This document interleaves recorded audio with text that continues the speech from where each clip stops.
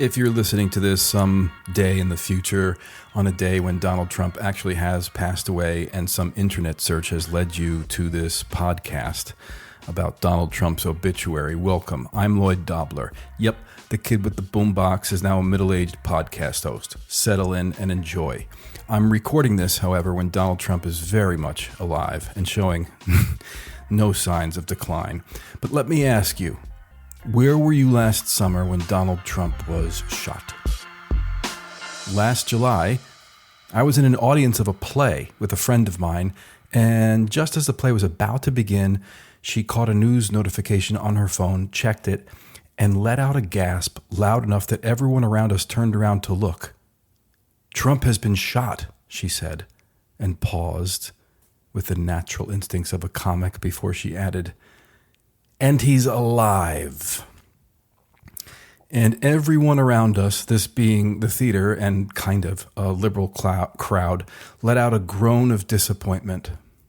The play went on, The Tempest, Shakespeare, and when the actor playing Prospero came around to the part where he says, "We are such stuff as dreams are made on, and our little life is rounded with a sleep," I glanced around the theater and I wondered, how many of us were already mourning what didn't happen?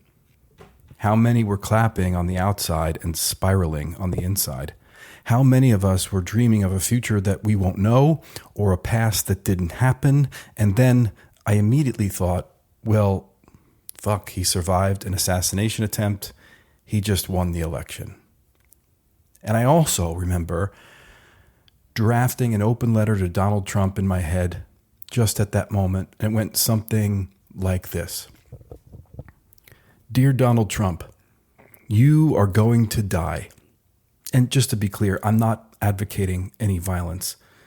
It's just that in trying to reach out to you, I thought I'd try to find some basic level of common ground from which I could communicate with you. And really, the fact that you're going to die and I'm going to die is the only thing I see in common with you.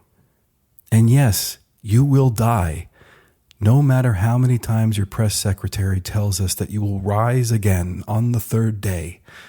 There is no number of executive orders, no amount of fancy pens and stupid thumbs up signs with your practiced middle school smile for picture day face that you could flash that's going to make that fact untrue.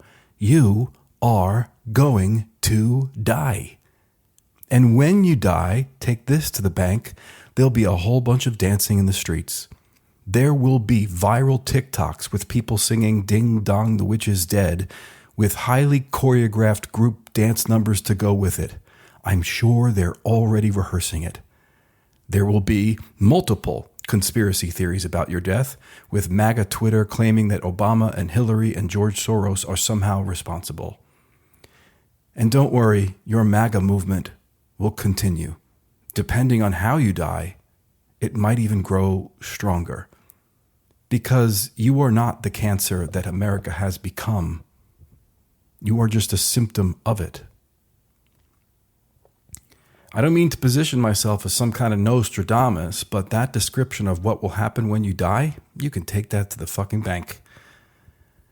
Now, there are scores of draft obituaries written for you already at news organizations all around the world. I mean, that is actually somebody's job to keep current drafts of obits ready to go for famous people. And because none of them will likely lead with the opening paragraph you deserve, I'll give it a shot. So here is my attempt at your obituary. Donald Trump passed away today. The 45th and 47th President of the United States was a pedophile, racist, and a narcissist, whose narcissism was so highly developed, he made the whole Western world obsessed with him. Among his many achievements, Trump supercharged state violence, normalized fascism in the United States. He rammed through his big, beautiful bill, perhaps the most brazen act of class warfare ever committed by a sitting president. In his first term, Trump's COVID response was state-sanctioned eugenics via incompetence. He gutted the CDC, fed people bleach, fantasies, and treated mass death as a branding issue. Oh, he also reshaped the Supreme Court for at least a generation, and once famously said on the television program The View that he would like to fuck his daughter.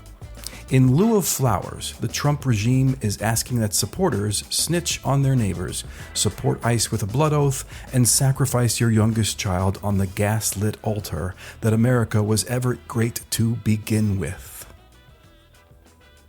Yeah, I don't think that obituary is going to see print in the New York Times, do you? Anyway, back to dying, because we're all going to die. And what will your obituary say? Because for those of you who took Latin in school, memento mori, remember that you must die. So how in this moment in time, in your timeline, are you going to go about living? Ram Dass used to say that death is like taking off a tight shoe. The relief isn't just for the person dying, it's for everyone who's been holding their breath, waiting for something to end so something else can begin. So today, we're not just meditating on Trump's mortality. We're using his eventual death, yours and mine, as a doorway into the here and now. Because here's the twisted truth. Every moment you spend fantasizing about your enemy's demise is a moment you're not actually alive. Also, guilty as charged. So let's flip this mixtape over to side B. Let's walk through a little meditation on death.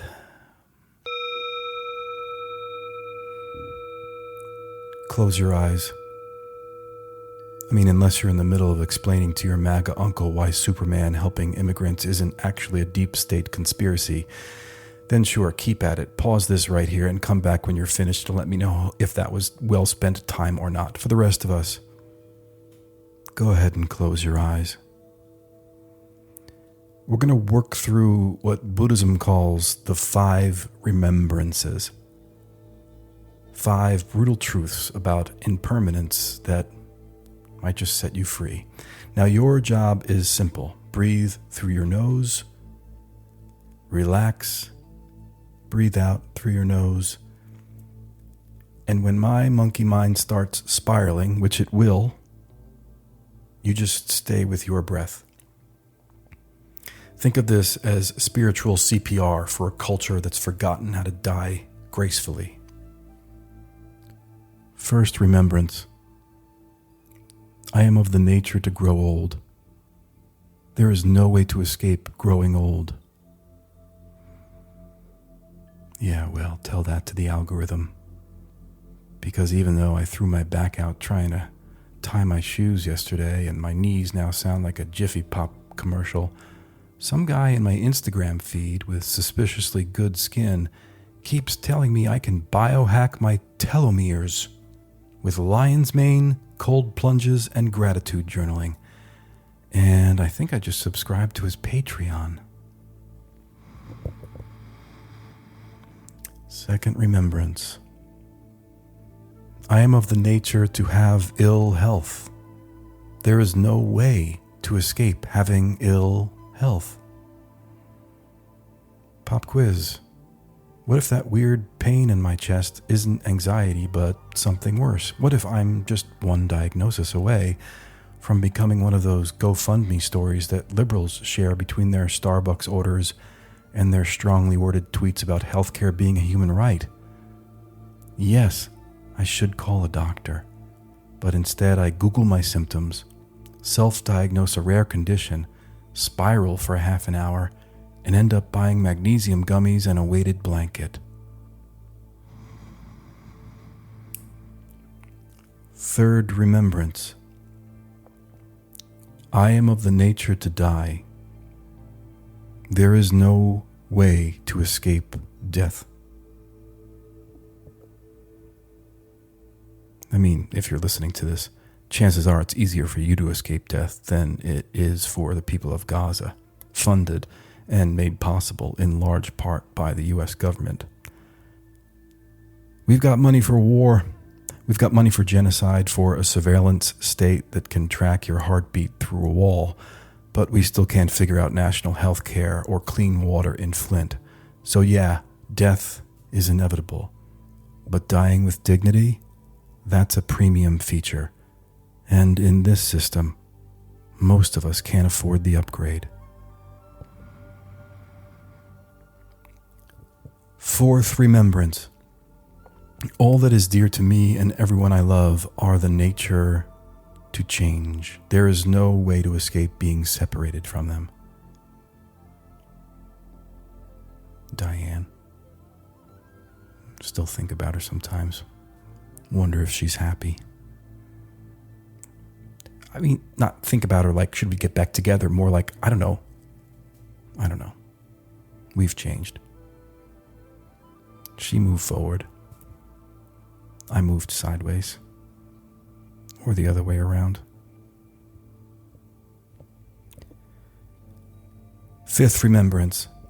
My actions are my only true belongings. I cannot escape the consequences of my actions. My actions are the ground upon which I stand.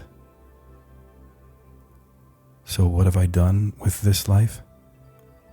I held a boombox once. I got arrested with Cornel West at a protest and spent the night in jail with him. I wrote press releases for politicians who ghosted the movement. I quit that job, started this podcast, and now I meditate into a lo-fi void and hope that it echoes.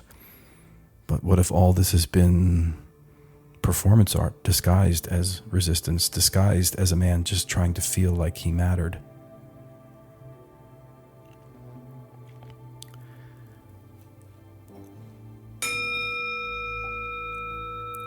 You can open your eyes now. You're still here. So am I. Trump's still alive.